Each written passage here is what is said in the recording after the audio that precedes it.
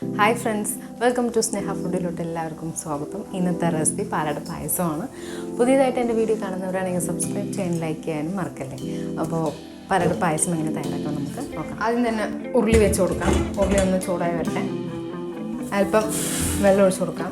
വെള്ളം ഒന്ന് ചൂടായി വരട്ടെ. അടയിലേക്കും അതുപോലെ കുറച്ച് ജവരിക്ക് ഒഴിച്ച് കൊടുക്കാം. അടച്ച് വെച്ച് ഒന്ന് ചൂടായി തിളപ്പിച്ചെടുക്കാം. സമയത്ത് ഒരു ടീസ്പൂൺ നെയ്യ് ഒഴിച്ചതിന് ശേഷം കാഷ്യൂസ് ഒന്ന് ചൂടാക്കിയെടുക്കാം.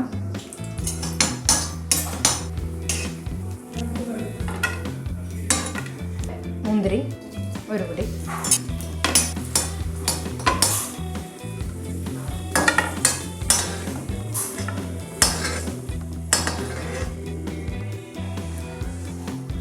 അര ഗ്ലാസ് അട,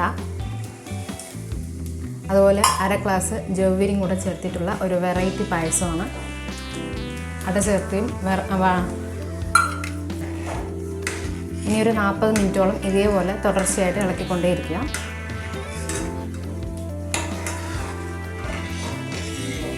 തുടർച്ചയായിട്ട് ഇതേപോലെ ഇളക്കിക്കൊണ്ടിരിക്കുക, അല്ലെങ്കിൽ പെട്ടെന്ന് തന്നെ അടിപിടിക്കാൻ ചാൻസ് ഉണ്ട്. അര കപ്പ് പാലിലാണ് 3 ടീസ്പൂൺ പഞ്ചസാര ചേർക്കുന്നത്. മധുരം നിങ്ങൾക്ക് ആവശ്യത്തിന് ചേർക്കാം.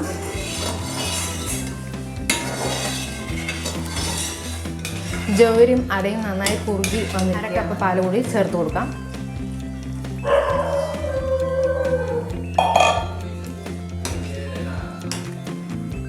ഇനി മിൽക്ക് മെയ്ഡ് ചേർത്ത് കൊടുക്കാം. ഇതിലേക്ക് തുടർച്ചയായിട്ട് ഇളക്കി 45 മിനിറ്റ് കഴിഞ്ഞതിന് ശേഷം എന്താ പിങ്ക് കളറായിട്ട് വന്നിട്ടുണ്ട്.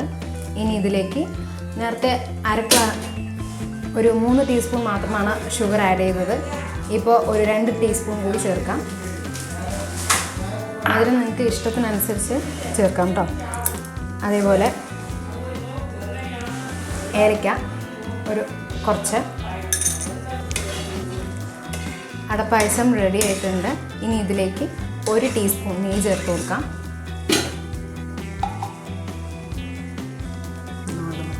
ഇനി ഇതിലേക്ക് കാഷ്യൂസ് ചേർത്ത് കൊടുക്കാം. അപ്പോൾ അടപ്പായസം റെഡി ആയിരിക്കുകയാണ്. ഫ്ലെയിം ഒന്ന് ഓഫ് ചെയ്ത് കൊടുക്കാം. ഇനി സെർവിങ് പ്ലേറ്റിലോട്ട് മാറ്റാം.